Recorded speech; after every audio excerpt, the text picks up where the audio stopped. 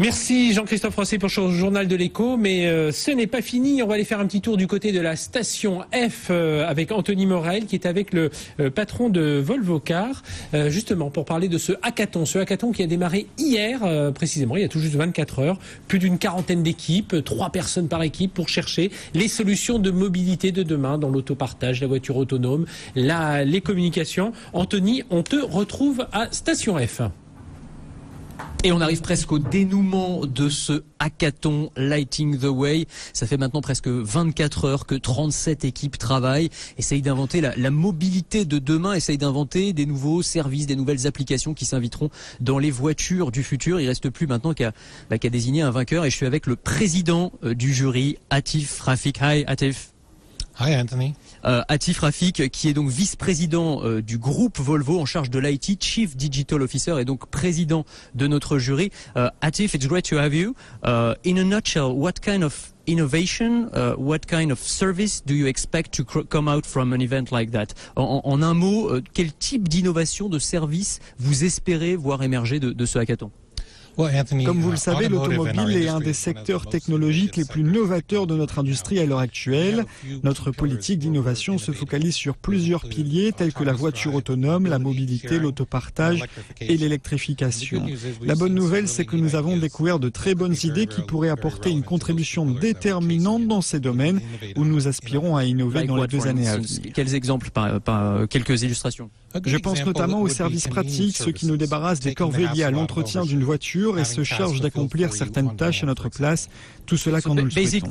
L'idée, c'est donc de considérer la voiture comme un smartphone sur roue avec un large éventail d'applications, de services que l'on développe depuis cette plateforme. Exactement, on compte aujourd'hui plus d'1 million d'objets connectés sur les routes si l'on part du principe que la voiture est désormais un objet connecté. L'enjeu est donc de savoir comment faire pour leur entretien soit plus simple et pour faciliter la vie des automobilistes. C'est la raison pour laquelle nous cherchons aujourd'hui à élaborer des services à la demande, mais aussi à faire émerger plusieurs autres concepts que nous jugeons prometteurs. À voir le nombre de représentants de l'industrie auto au CES de Las Vegas, la période semble particulièrement stimulante pour vous. À bien des égards, beaucoup voient la voiture comme la nouvelle surface, la plateforme du moment. Il y a 5 ans au CES, la question portait principalement sur l'intégration du téléphone mobile. Mais aujourd'hui, des domaines comme la santé et même la domotique cherchent à s'inventer à bord des automobiles, ce qui inaugure de projets très intéressants dans les 2 années à venir. En l'espace de 2 heures, vous avez rencontré beaucoup d'innovateurs, de codeurs, de développeurs français. Quelle impression vous ont-ils fait? Je trouve que l'élan impulsé par Station F est extrêmement intéressant. D'une part, c'est sans contexte le plus grand espace physique au monde réservé aux startups. Ce que je vois aussi, c'est que la communauté des entrepreneurs a su être à la hauteur de l'événement si l'on juge par la qualité des idées exposées lors de ce hackathon. Nous allons avoir du mal à désigner un vainqueur, mais c'est le genre de problème que nous aimons avoir. Thank you very much, Atif.